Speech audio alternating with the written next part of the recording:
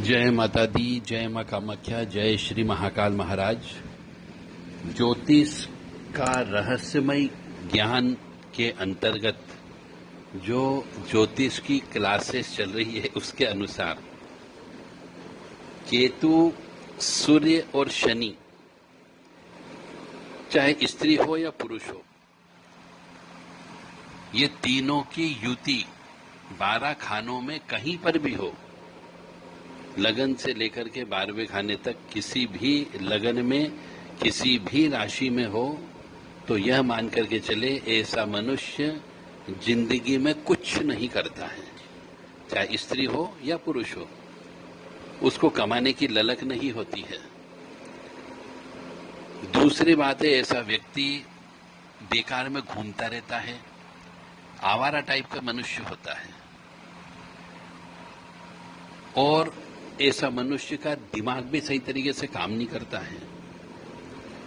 उसे जीवन में परेशानियों पर परेशानियां जिंदगी में आती रहती है, बहुत सारी दिक्कतों का सामना करना पड़ता है, हर किसी से उलझ जाने की प्रवृत्ति होती है, हर किसी से बहस करने लग जाता है, और थोड़ा बहुत पैसा मिला तो तुरंत जुआ सट्टा खेलने में उसका इंटरेस्ट बहुत ज्यादा होता है, गलत कार्यों को करने में उसकी इंटरेस्ट बहुत ज्यादा होता है। और यदि पुरुष है तो वो दाढ़ी बाल बना करके रखेगा, तेल लगा के नहीं रखेगा, कंघी करके नहीं रखेगा, ऐसा अव्यवस्थित तौर से रहता है, भिखारी टाइप का व्यक्ति होता है। और ऐसे मनुष्य को यदि किसी वजह से कोई परिवार के सदस्य कहीं पे सर्विस लगा देते हैं, किसी के यहाँ नौकर चाकर का काम करने लगता है, या किसी टेबल कुर्सी का काम भी दे दिया जाता है, तो वो अपने मालिक से झगड़ लेता है और वहां से नौकरी छोड़ देता है। तो ऐसे मनुष्य को जीवन में पैसे के लिए मोहताज होना पड़ता है, और जिंदगी में बहुत तकलीफें उसको उठाना पड़ती है। तो ऐसे मनुष्य, चाहे स्त्री हो या पुरुष हो, यदि ऐसे स्त्री के जीवन में आ गया कि केतु, सूर्य, शनि एक साथ बैठ गए किसी भी घर में, किसी भी लगन में, किसी भी राशि में, तो ऐसी स्त्री का जीवन, पारिवारिक जीवन भी तहस नहस होता है, उसका जीवन नरकमय होता है। तो ऐसे स्त्री या पुरुष को मेरे हिसाब से तो विवाह ही नहीं करना चाहिए। तो यदि आपके यहाँ पे कोई बच्चे या बच्ची का विवाह होने वाला हो,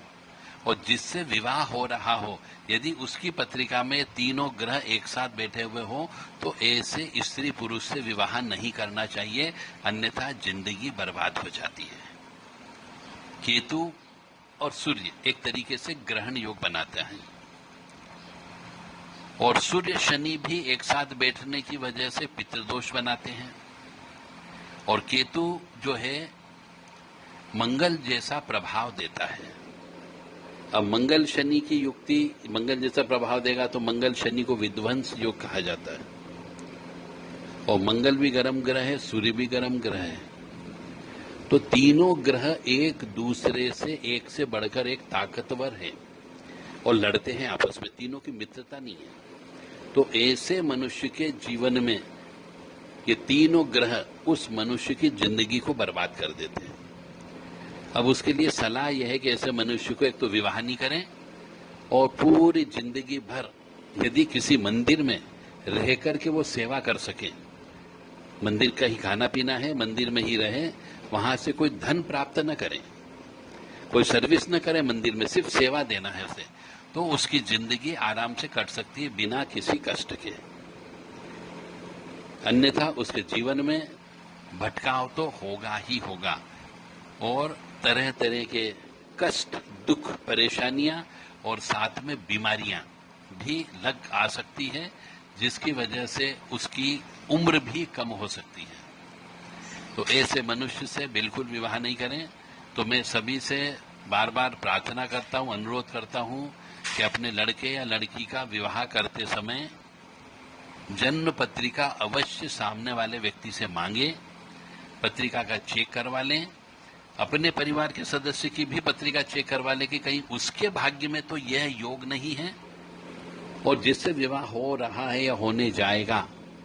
उसकी पत्रिका भी चेक कर लें कि ये तीनों का कहीं पे योग संयोग तो नहीं है। अन्यथा खुद तो परेशान होंगे ही होंगे और उसके साथ साथ परिवार के अन्य सदस्य जितने भी होंगे उनके जीवन पर भी उसका प्रभाव पड़ता है। तो भगवान ने आपको ऐसा ज्ञान प्रकट करके दिया हुआ जिसको ज्योतिष शास्त्र कहते हैं, तो उसका हर मनुष्य को फायदा उठाना चाहिए।